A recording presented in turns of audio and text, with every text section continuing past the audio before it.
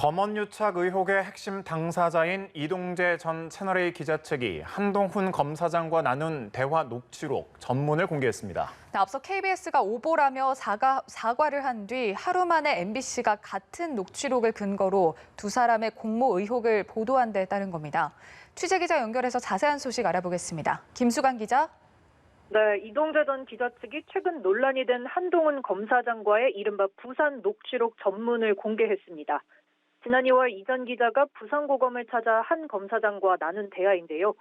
녹취록은 A4 용지 7장 정도의 분량으로 이 전 기자와 또 다른 채널A 기자, 한동훈 검사장이 등장합니다. 이들은 신라젠 수사에 대해 이야기하며 유시민 노무현 재단 이사장 관련 이야기가 오가는데요. 이 기자가 이철 아파트 찾아다니고 그러는데 라며 대화를 이어가자 한 검사장은 그건 해볼 만하지 어차피 유시민도 지가 불었잖아 나올 것 같으니까 라고 답을 합니다. 앞서 MBC는 어제 검찰이 이 같은 발언을 근거로 두 사람의 공모관계를 파악하고 있다고 덧붙였습니다. 지난 17일 KBS 보도와 마찬가지로 이 전 기자와 한 검사장 사이의 공모관계 의혹을 보도한 겁니다. 이 전 기자 측은 오늘 녹취록 전문을 공개하며 해당 보도를 정면 반박했는데요. 이 전 기자 측은 전체 20여 분의 대화 중 신라젠 관련 대화는 20%에 불과하고 한 검사장의 대답은 취재를 잘해보라는 덕담에 지나지 않는다고 주장했습니다.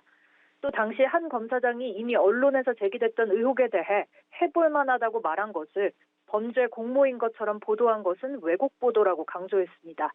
이 전 기자 역시 여권 인사들만을 표적으로 한다는 취지의 말을 한 적이 없다고 밝혔습니다. 네, 같은 녹취록을 근거로 유사한 보도가 이어지고 있는 상황인데 관련 내용 짧게 정리해 주시죠.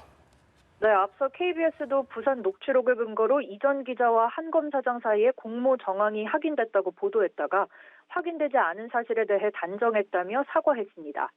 한 검사장은 해당 보도 관계자 등을 명예훼손으로 고소했고 허위 녹취록을 제공한 취재원을 밝히지 않는 한 고소를 취하하지 않겠다는 입장입니다.